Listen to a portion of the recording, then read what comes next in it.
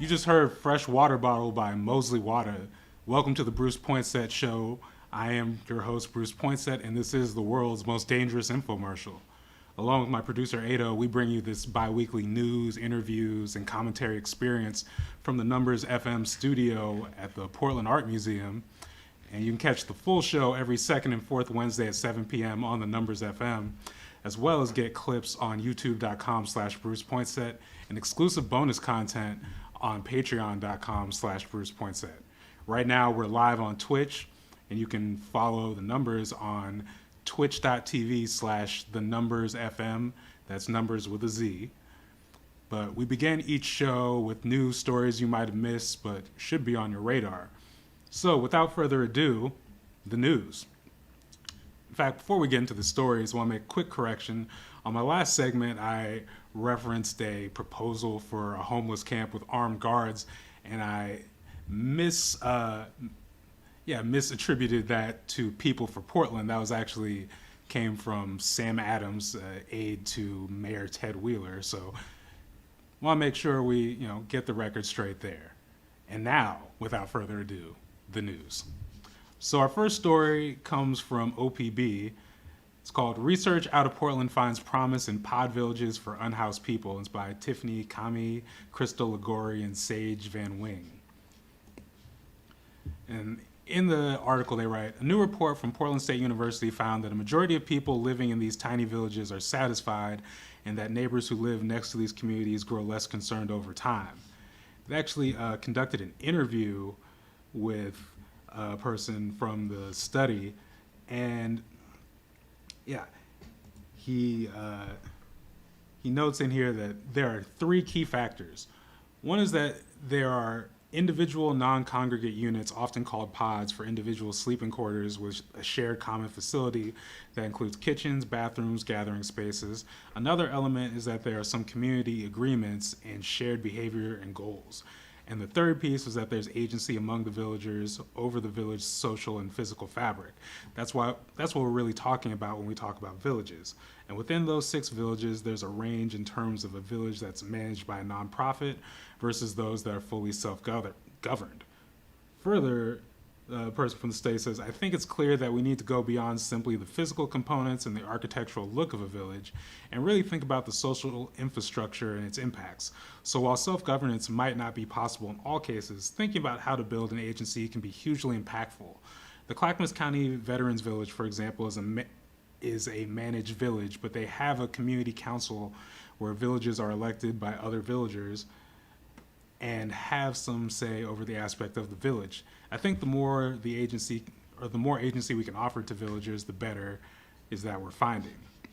Now, it should also be noted that in this, so I've been referencing Todd Ferry, not just the person from the study, pardon me. But anyways, Todd Ferry also notes that a lot of these villages, while a lot of things have been going well, right now a lot of them are largely white and largely male. So there's obviously a lot of work to be done on the equity front, making sure all the people who are experiencing homelessness in Portland are, have shelter, have resources. But it is nonetheless interesting to look at these different models that are not just the policy of sweeping people or having the police terrorize them. So our next story comes from the Oregonian, and coronavirus in Oregon, weekly cases climbed 20% by Fedor Zarkin.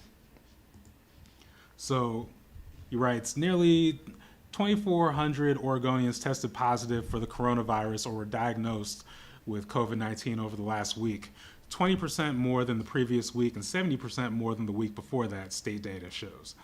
The growing case numbers have been expected given the highly contagious BA2 Omicron subvariant and the lifting of masking requirements. Whether or not the increase in cases in its second week after 9 weeks of decline is a harbinger of another surge is yet to be seen, though local experts and officials have said a major surge is unlikely. Multnomah County accounted for more than 1 in 3 infections identified statewide in the past week. The county's daily test positivity rate topped 5% 3 times during that span. Furthermore, Zarkin writes, Oregon is now one of 26 states with rising cases, according to the New York Times. So, obviously, just a reminder, we're still in the midst of pandemic. I know I'm guilty of feeling like we're getting too comfortable or feeling a little bit too comfortable and trying to, get out there and be in my best unmasked self. But yeah, subvariants, other variants, it's all still raging. So, be careful out there. I have another story from the Oregonian. It's titled, Intel launches training programs to Oregon students for chip manufacturing. Oh, and it is by Mike Rogway. So Rogway writes, grappling with a global shortage for skilled technology workers, Intel launched 2 new training programs Monday aimed at directing Oregon students toward careers in semiconductor production. One program is a 2-week intensive training session aimed at qualifying community college students to work as technicians. The other is a pilot program to expose Hillsborough High School students to opportunities in technology with the goal of recruiting a broader and more diverse range of potential workers. Intel said it hopes to expand that program statewide.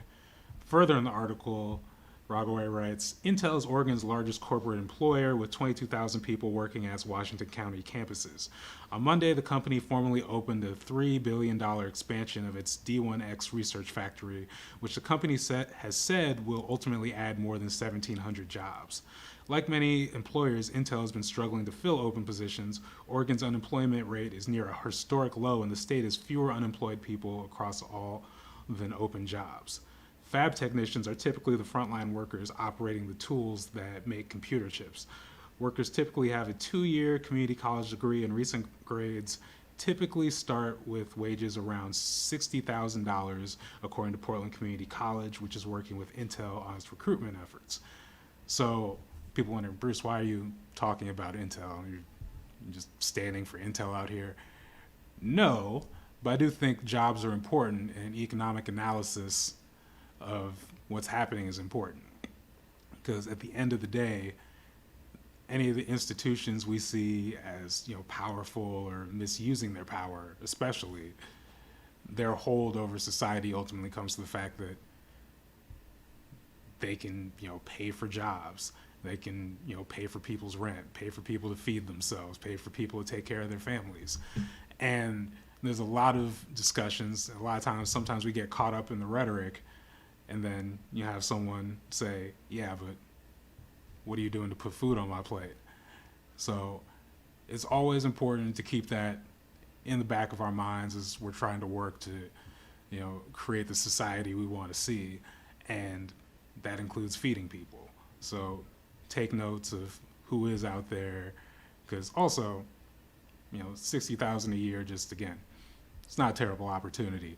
But more importantly, take notes of what's happening out there in the jobs world, and also what we can do in our fields and our respective spaces to, again, help feed people, help them take care of their families, on top of changing the culture of the world around us.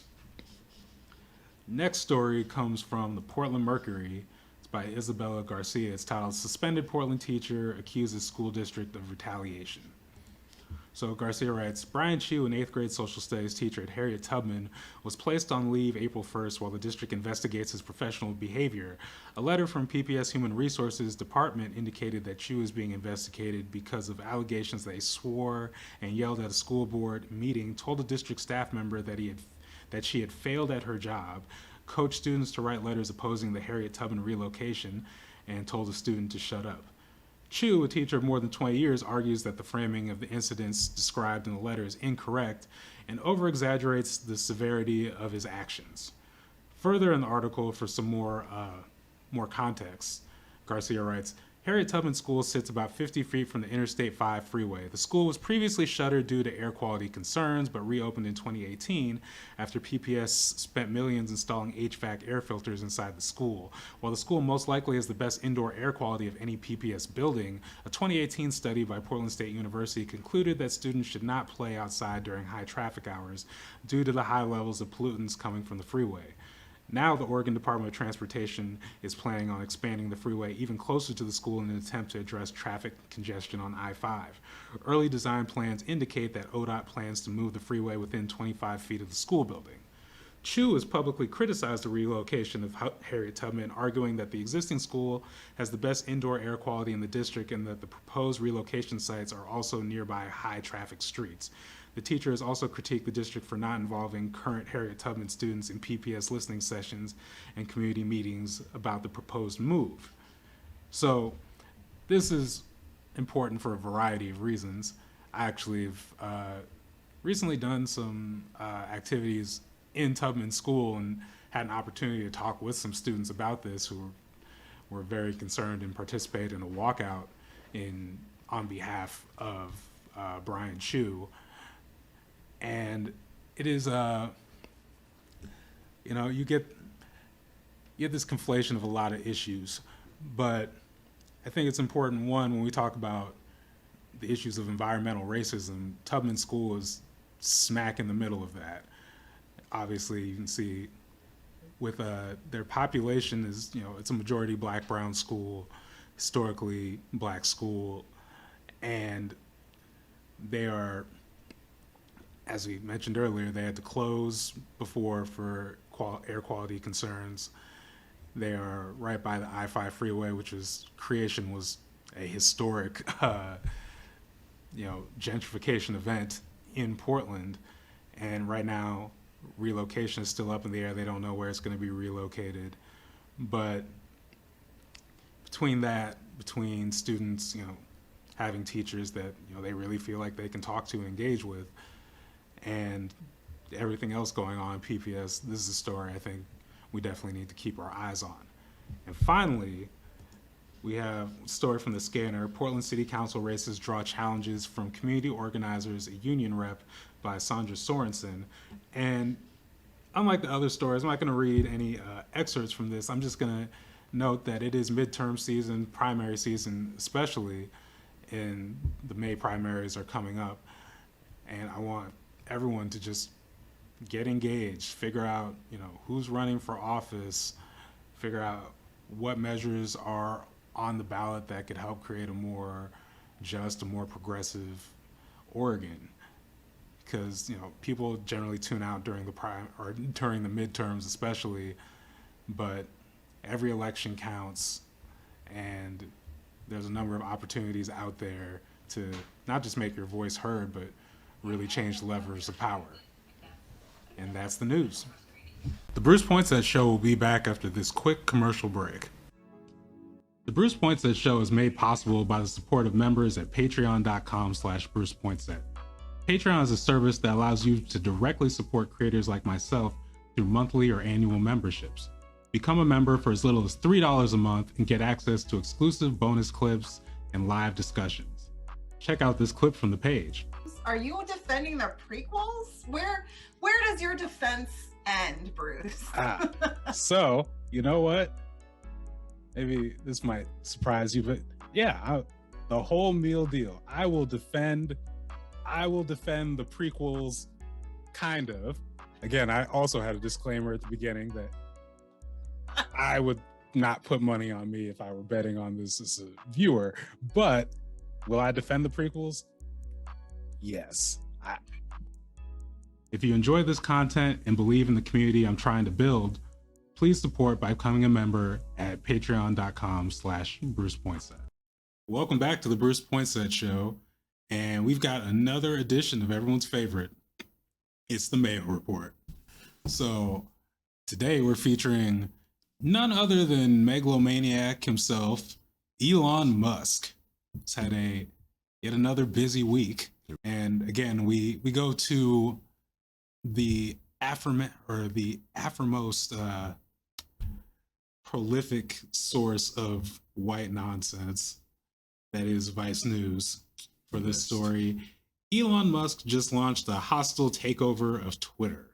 So according to Vice, On Thursday morning, the world's richest man and most notorious shitposter filed an offer letter with the Securities and Exchange Commission, offering to buy 100% of Twitter for $54.20 per share in all cash, in an all-cash deal worth $43 billion. Furthermore, the filing contains a letter Musk sent to the chairman of Twitter's board of directors, Brett Taylor, in which he says, "I now realize the company will neither thrive nor serve this societal imperative in its current form. Twitter needs to be transformed as a private company." What? What does he mean by in its current form? Yeah, that's a weird thing, because Elon Musk is really, again, the epitome of what happens on Twitter. Yes. Because if you wanted to make the argument, Twitter could be better. There's a lot of, I don't know, it's the Mail Report. Yeah, white nonsense that just flies while, other people get policed more. Again, white supremacist terrorism gets to thrive while they have rules in place for, Al Qaeda and the Taliban and other, black and brown groups when things are fishy. So it's weird that they can't figure that out, but that doesn't really seem to be Musk's Elon concern. is getting to. Yeah, not at all. No. But of course, we're talking about, again, currently the world's richest man and a megalomaniac. So, yeah. Oh, he has a further quote. This is good too. "As I indicated this weekend, I believe the company should be private to go through the changes that need to be made," Musk wrote. "After the past several days of thinking this over, I have decided I want to acquire the company and take it private." The message then asks, "Are you available to chat?" Seems... Wait, repeat that last part one more time? Yeah, no, it's just, I guess it's in like a chat message or a chat voice transcript, but yeah. Just ask someone, "Yeah, are you available to chat?" And this is his best. He also says this is his best and final offer. So, let's see. All the problems with Elon Musk, who already, safe to say with Tesla that he has a pretty sizable market share of power in the world. He's part of this billionaire space race. But then he also, to say, the electric market, you're got a big share of that. You have this outsized power that, again, you can be in a space race with Jeff Bezos, another billionaire megalomaniac. But no, that's not enough.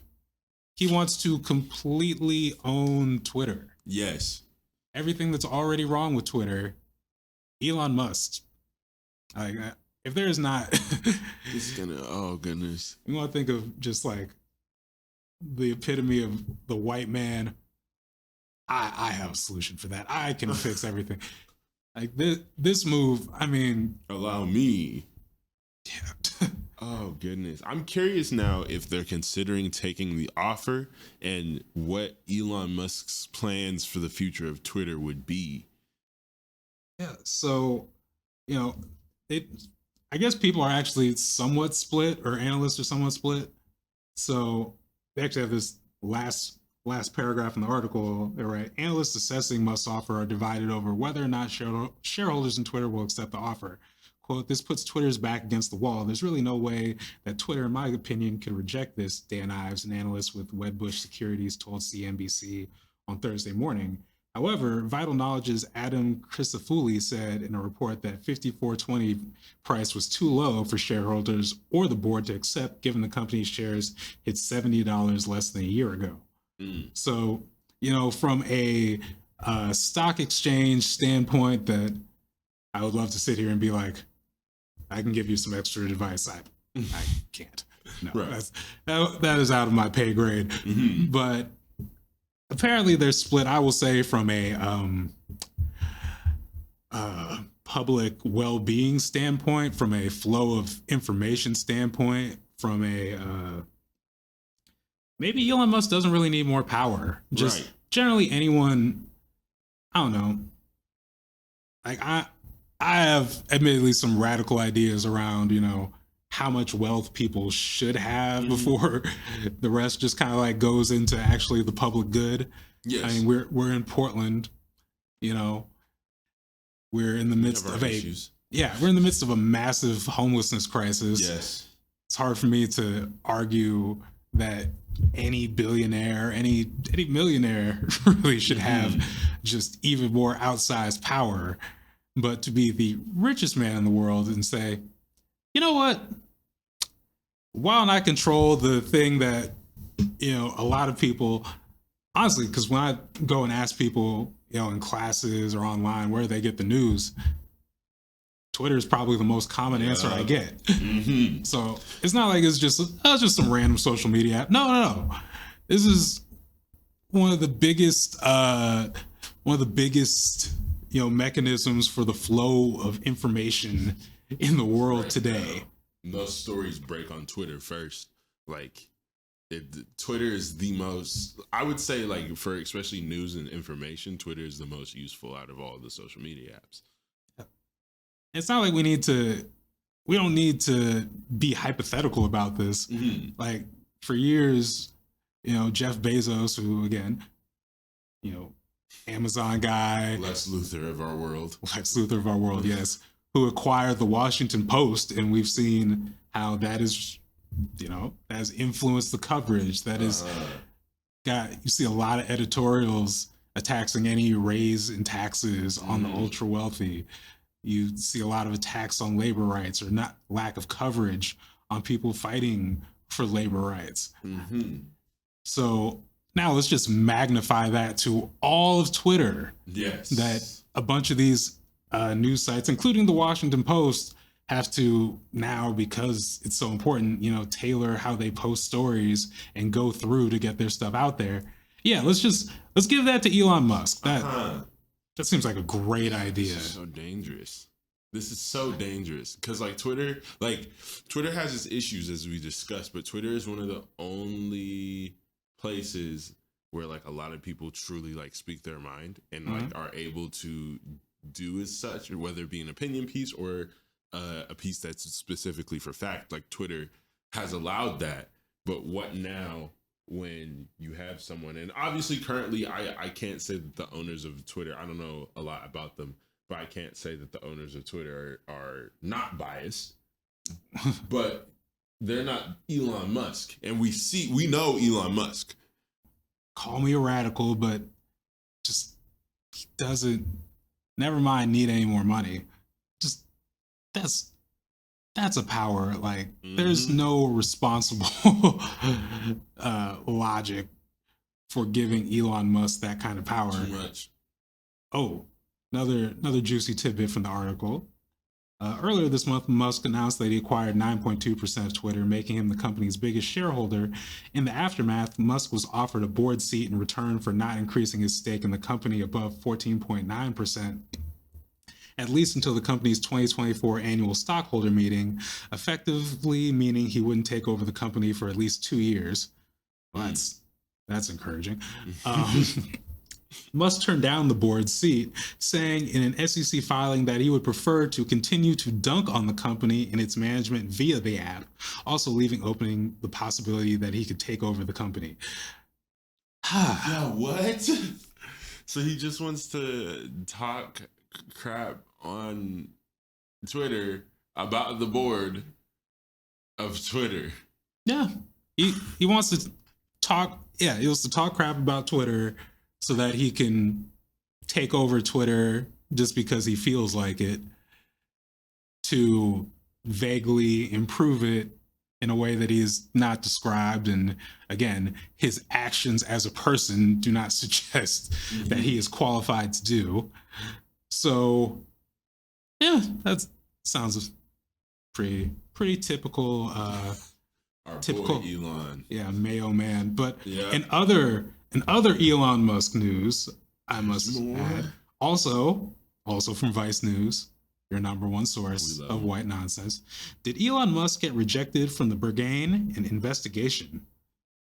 And what is the Burgain, you ask? I am. What is it? It is a Berlin sex club. Oh. And that has been the Mail Report. Yeah. Good night. The Bruce Poinsette Show will be back after this quick ad break. BrucePoinsette.com is your one-stop shop for everything Bruce Poinsette. You have my services such as freelance writing and editing, creative nonfiction courses, as well as customized writing classes, event facilitation, and digital content creation. Again, go to BrucePoinsette.com for a quote and make sure to sign up for our newsletter so you don't miss any news or updates. Welcome back to the Church of Can't Stop, Won't Stop. I'm your host, Bruce Poinsette, and this is the show where we take the book Can't Stop, Won't Stop, A History of the Hip Hop Generation by Jeff Chang, and new edition out right now by Jeff Chang, and my guest today, Mr. Davey D, who's, legendary hip hop journalist, co-author again of the new edition. Davey D, how are you doing this morning? First off, I'm good. Thank you for having me. Ready to rock and roll, and semester's just starting, so I teach, hip hop down here at SF State, and big shout out to everybody up in the Portland area. We're on every day on Cable, so our show from down here is broadcast up there, so we're good. Yeah, it's actually kind of like a cool moment for me because I've been familiar with your work since probably I want to say like junior high. So oh, wow. Yeah, okay.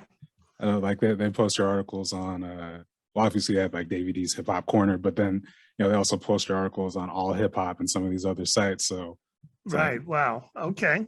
And well, then I appreciate that.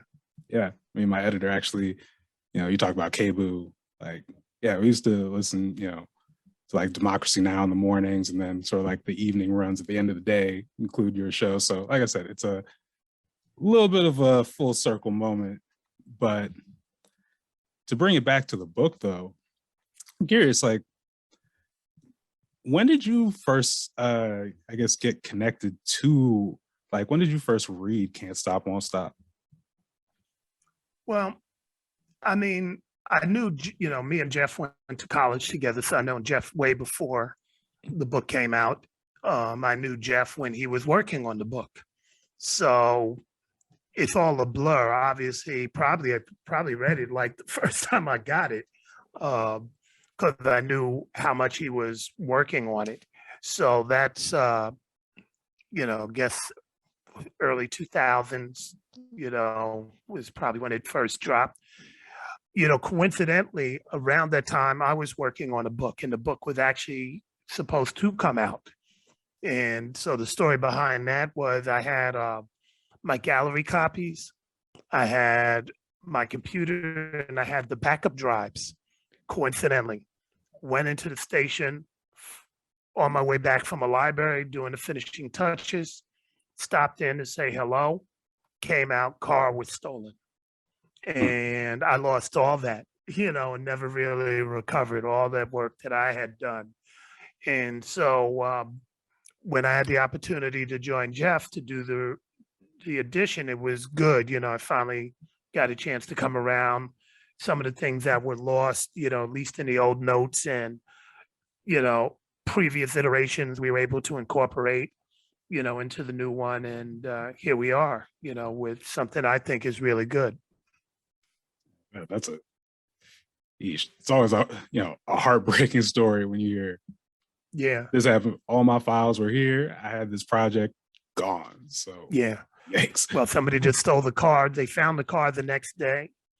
Apparently it was stolen with somebody who had a master key to the type of car I had, which was a Saturn, and they found it over there in South Berkeley. And I was begging that, at least a hard drive would be there, and nothing was there. I did find one gallery copy that I did have. And so I had a little bit of the iterations, but what was ready to come out was gone for good. Dang. Well, we're gonna get to the new edition, but first I'm curious, as one, a hip hop historian, but two, especially like based in Oakland, based in the West Coast, your thoughts on, in the original version, sort of the contextualizing of like late 80s, early 90s West Coast hip hop.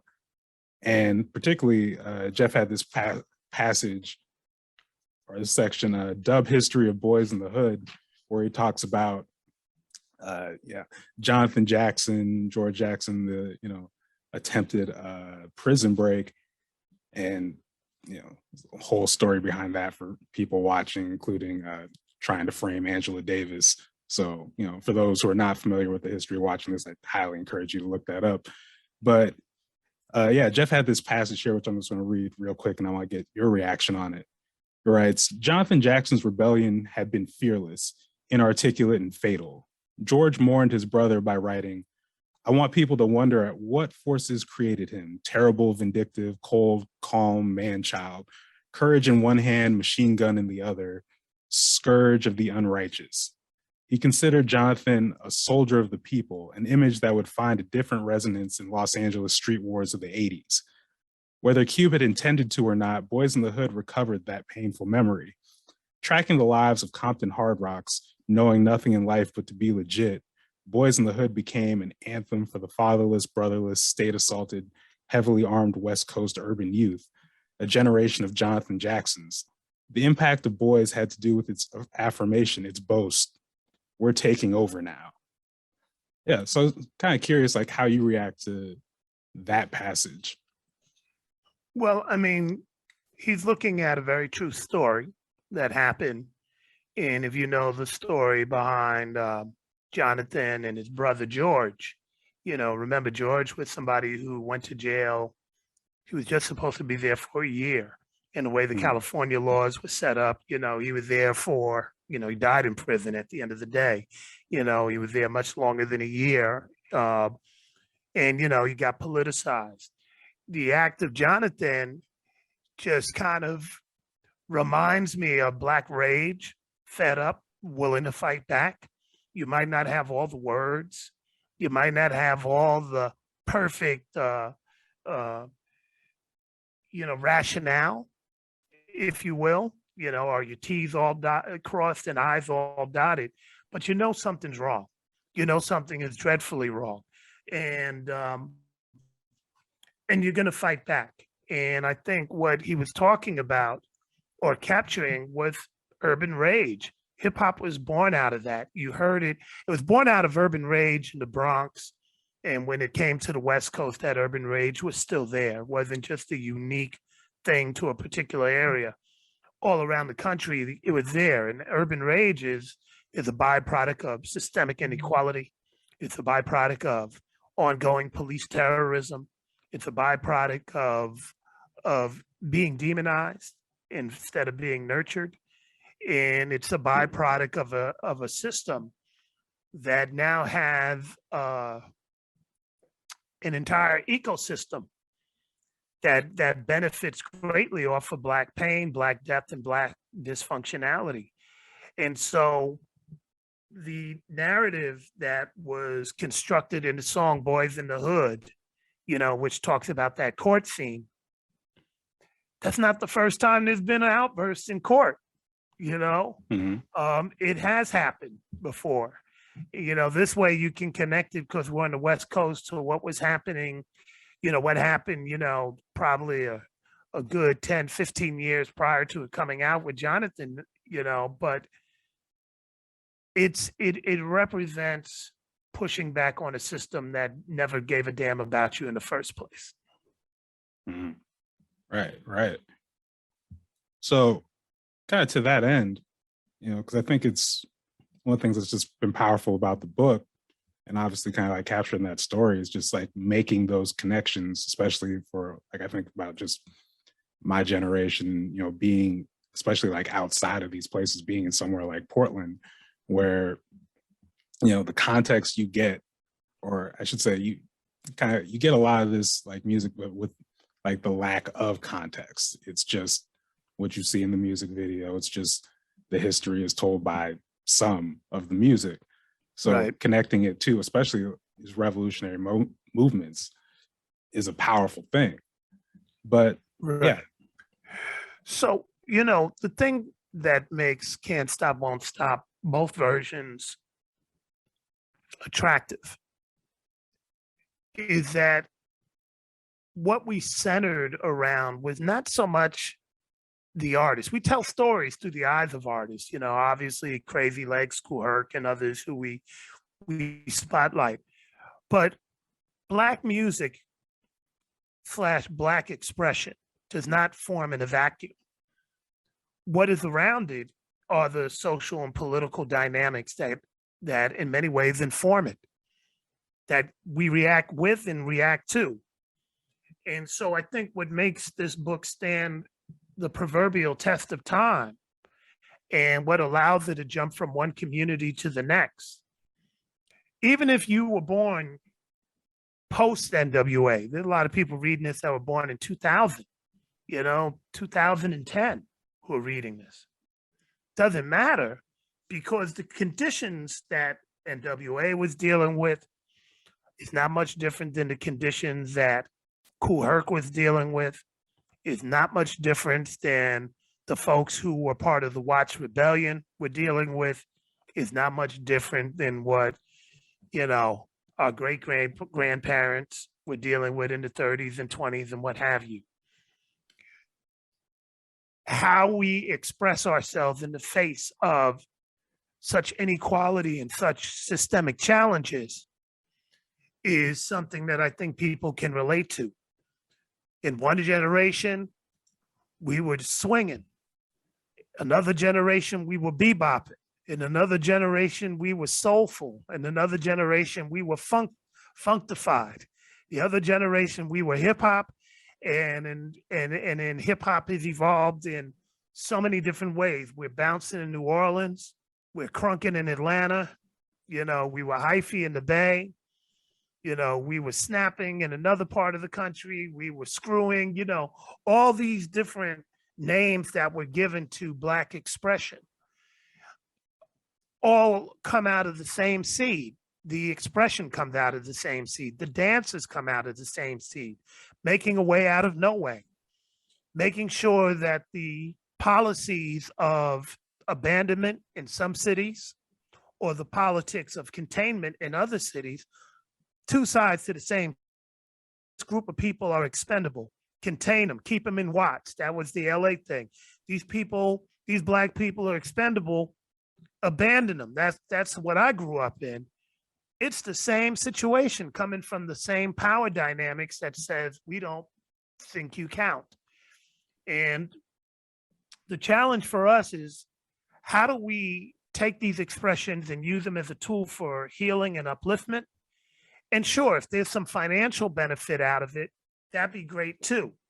But ultimately, people are going to have some form of communicating to each other and to themselves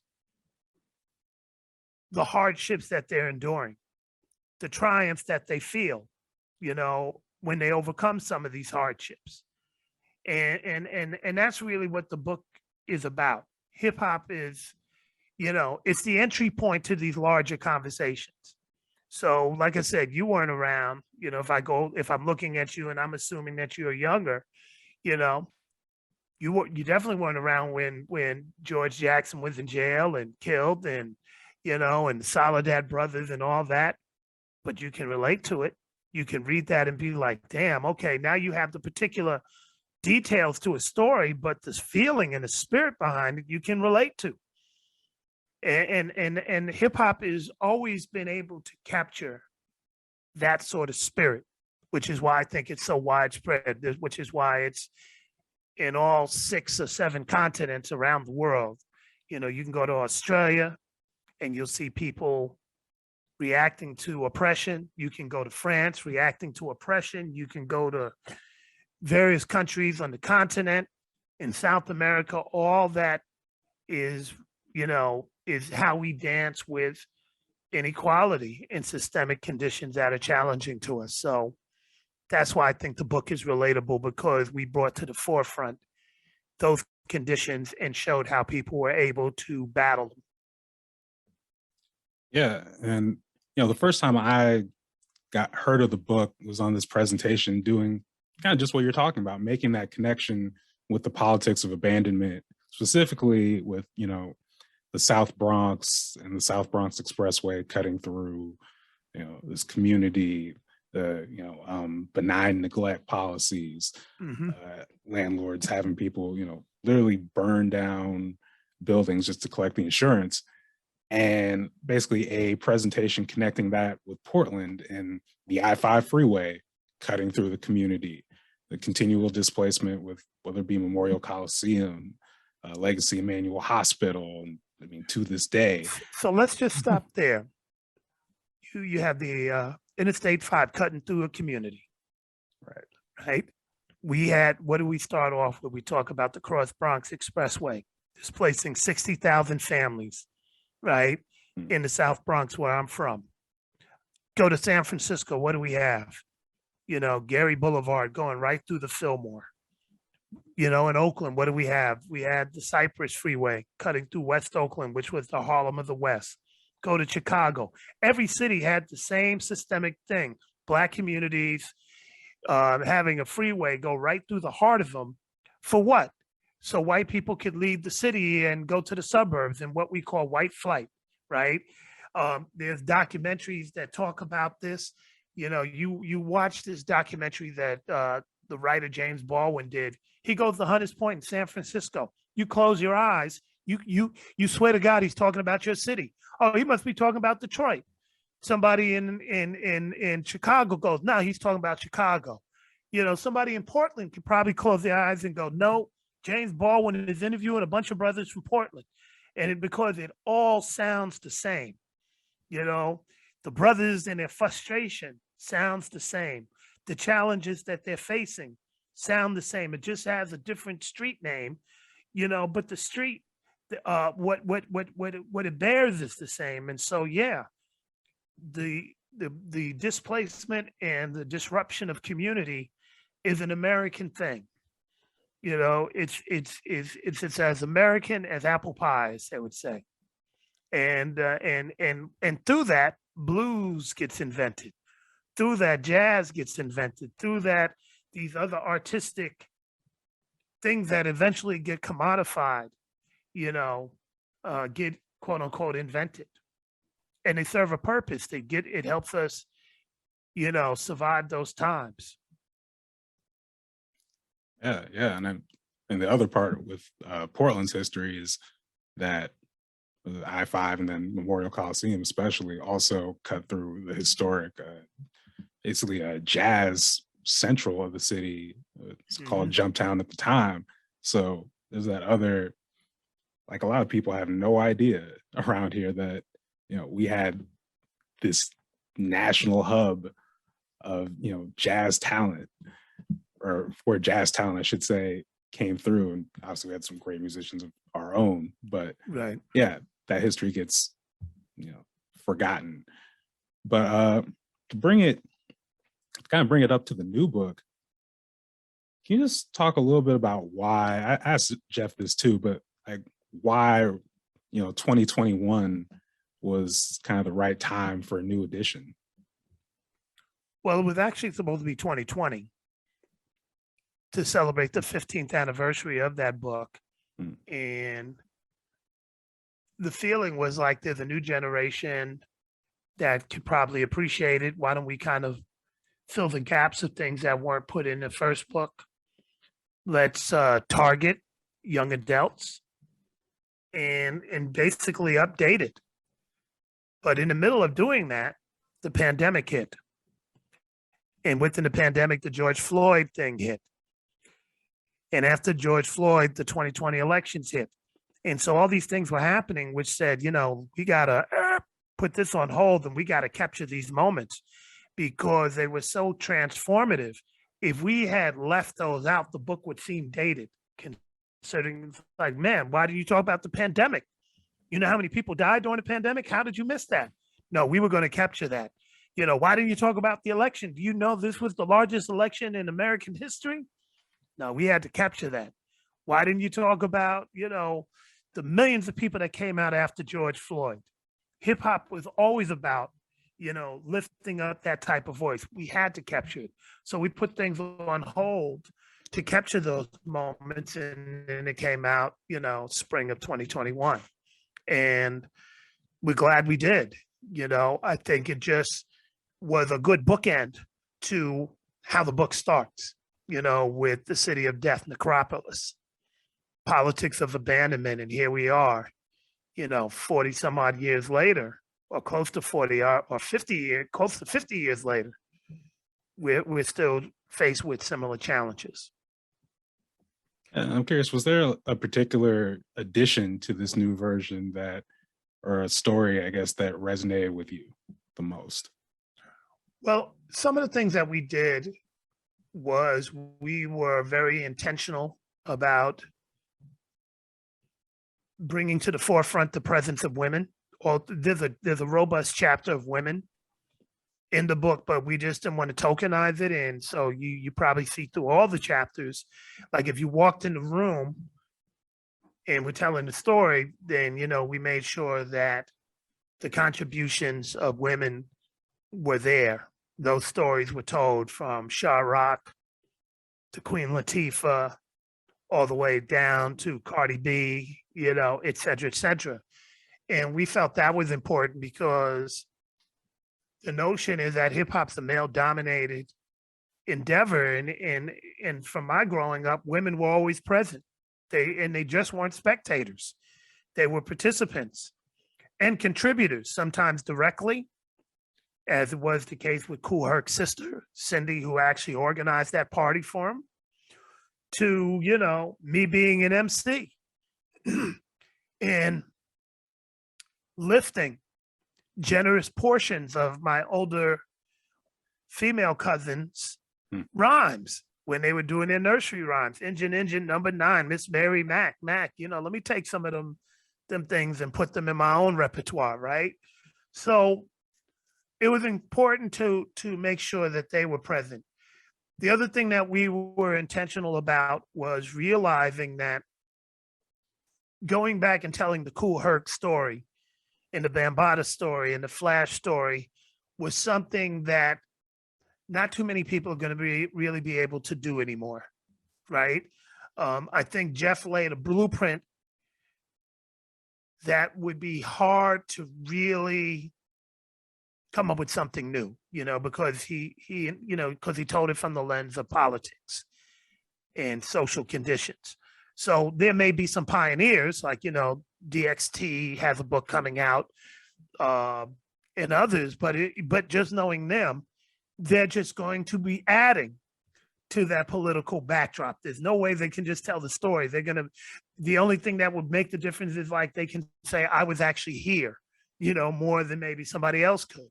But everybody else, if you're living in Portland like you're like, well, what was our history? If you're living in Detroit, what was our history? If you're living in Houston, what was our history?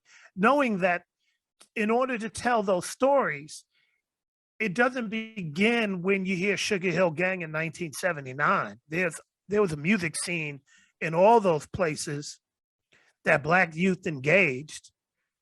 And so the question is, how did that scene interact with hip hop as it emerged out of New York? So there was a dance scene in all these cities. There was a funk or band scene and music scene that Black people centered themselves around in all these cities. And telling that history, I think, is important.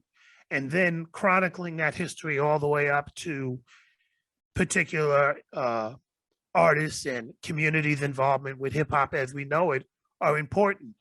And so we, in telling the story, said, let's give people a little tidbit. We can't tell the whole story of Portland. So we might mention the Lifesavers or Mike Crenshaw or a couple other people. We can't tell the whole history of Seattle. So we'll prop up a Sir Mix-a-Lot and Nasty Mix Records and Nasty Ness. Can't tell the whole story of New Orleans. So we're going to give you bits and pieces. And we expect, somebody like you, Bruce, or somebody in Seattle, which they've already done, or the people in Detroit, which they've already done, to say, hold my coffee, hold my beer. We got it from here. Thank you. We were just setting the table. Here comes the meal. And we expect and anticipate and want to uplift those localized stories, because that's the beauty of Black people and our ingenuity. That's the beauty of our, respective collective histories. And and you all can do the justice that needs to be done. What we did for you, in theory, is like, you don't have to go back to the Kool Herc story no more.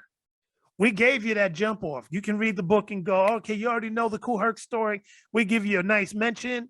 This is what was going on in New York, blah, blah, blah.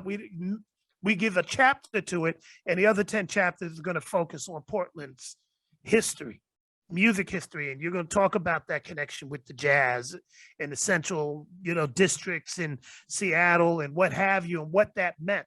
And people there will be like, that's our legacy. That's important. And when you really look at hip hop in New York, there was a Bronx history. There was a Queens history. There was a Brooklyn history, because they're all in the same cities, but there's 2 million people where I'm from in the Bronx. And it's probably 1 million people in my section alone. And every block had a history. There's a Bronx River housing project history. There's a Bronx Dale history. So Bambaataa and Zulu Nation, Jazzy J come out of Bronx River. That's a whole expansive history. Bronxdale, which was the division number 1 for the Black Spades, the largest gang in New York, has its own history with Disco King Mario and Chuck City Crew. That's a whole history. The home of Judge Sotomayor was also the home of Andre Harrell out of Bronxdale, right? It was the home of Paradise Gray, founding member of X-Clan, right? Then we come to where I'm at in Soundview, right? So Peter Guns comes out of there. But before Peter Guns, there was the Jazzy 5 MCs comes out of Soundview, right? And we're talking about housing developments that have tens of thousands of people, right? Some of them have their own high schools, right? You go up to Edenwall housing projects, and around that area, Grand Mixer, DST, Funky 4 plus one more. These all have deep and rich histories, and these are just housing projects. So we feel it's important that everybody give voice to their lived experiences and connect the dots to the politics that, in many ways they had to engage. And so our job, when we talked about it, let's give a little tidbit, let's acknowledge, because we didn't want people to read the book and go, how come you didn't tell the whole Portland story? We know there's a Portland story. So we shouted it out, or we gave like a brief mention, because no way we can do 30 years of justice to a particular city, that may have different divisions in that city, right? And different generations. So that's up to other people. But it was our way of making sure that there was some acknowledgement. Here's the platform, let's jump off. And of course, adding those final chapters around Black Lives Matter and all that was important too, to acknowledge what was going on up to the literal last moment before we went to publishing was important for us. Well, yeah, Davey D, thank you again for you. taking the time this morning. And yeah, we're, for people looking to, find more of your work, where can they go? You can catch me on Mr. Davey D, MrDaveyEYD. Mr. Davey D at Gmail is always the best. What's the word I'm looking for? The best. That's my handle. So if you wanted me on IG, Mr. Davey D, Facebook, Mr. Davey D, Twitter, Mr. Davey D, Mixcloud, Mr. Davey D, SoundCloud, Mr. Davey D. So that's where I'm at on all those platforms. MrDaveyEYD. Thank you. Thank you very much, Bruce. Thank you, and enjoy the rest of your day. No doubt. And this has been the Bruce Poinsette Show. Make sure to catch us every second and fourth Wednesday at 7 p.m. on the Numbers FM, as well as on youtube.com/Bruce Poinsette. And for exclusive clips, go to patreon.com/Bruce Poinsette and become a member. In the meantime, hey Black people. Trust me, it won't hurt. See you next week.